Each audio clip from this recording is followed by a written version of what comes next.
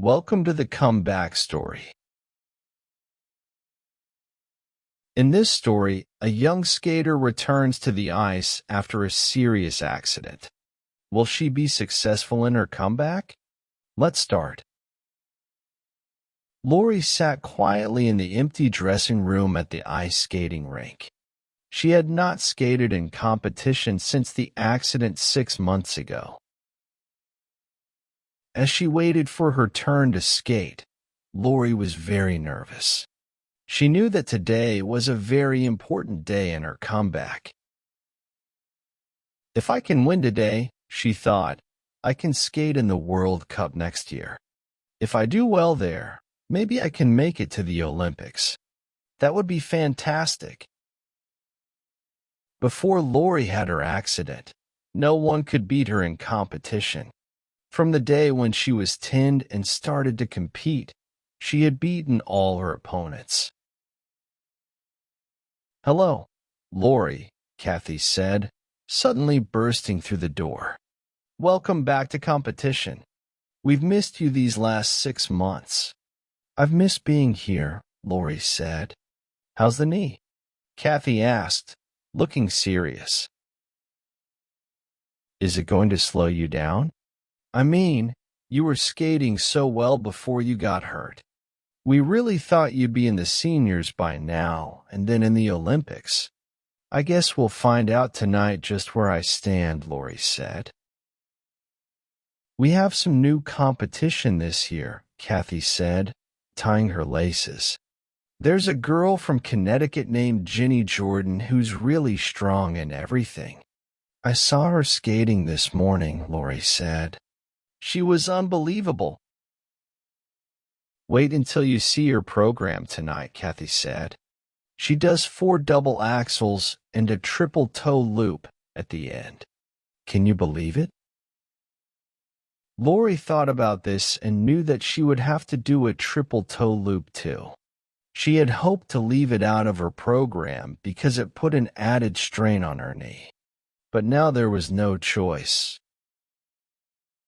"I'll just have to try the triple and hope for the best," she thought. "If I don't try it, I won't stand a chance." "Is Ginny ahead in the scoring?" Lori asked. "She's the one you have to beat this year," Kathy replied as she hurried out, slamming the door behind her. For a moment, Lori sat quietly, getting used to the feeling of being back. Until the accident, everyone had said that she was the one to beat. Now the one she had to beat was Ginny Jordan, someone she'd never heard of before. "Does anyone believe that I can still win?" she wondered. "Has everyone given up on me since the accident?" The accident. Who could have predicted it? She thought back to that awful, rainy night when she and Mom were driving home after a practice session.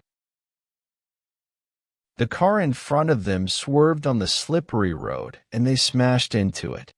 Later, examinations at the hospital showed that she had damaged her right knee badly. She would need 3 months to heal and 3 more months of treatment and practice if she hoped to regain her skill. Lori suddenly jumped up as her right knee sent pain up and down her leg. The doctor said it would do that for a while. She waited for the pain to pass. Then she moved slowly across the room and back to warm up. She did a few knee bends, holding onto the top of the chair for support.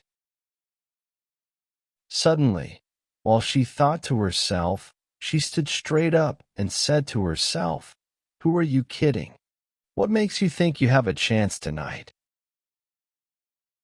Then she said firmly, "I just have to win." The door swung open and Lori saw a young woman who was about her own age but shorter and more powerfully built. At the moment, her arms were filled with a skate equipment bag, a warm-up jacket, and a pair of skates.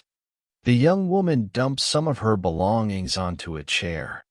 The bag fell to the floor with a thud. "Hi, I'm Ginny Jordan," she said. Before you read part 2, From the day she was 10, no one could beat Lori in ice skating, but then she had an accident and hurt her knee badly. Since then, a new skater, Jenny Jordan, has appeared. Jenny is a terrific skater, the one Lori has to beat to win. Now Lori must skate a very difficult program. Will her knee be strong enough for it? Will Lark win the contest?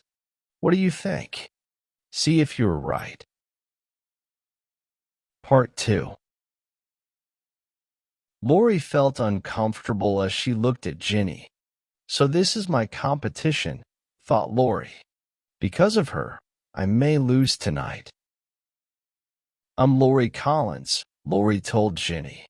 This costume was my mom's idea, Jenny said, looking down at her red, white, and blue skating dress. I look like a flag. I hope that no one expects me to skate to the music of the Star-Spangled Banner. Lori couldn't keep from smiling. She pointed to Jenny's skating bag. Some stuff fell out of your bag, Jenny, Lori said. I guess you didn't have it zipped up all the way. Jenny looked at the clothing and equipment that lay scattered on the floor. As she began to gather her belongings, the door opened.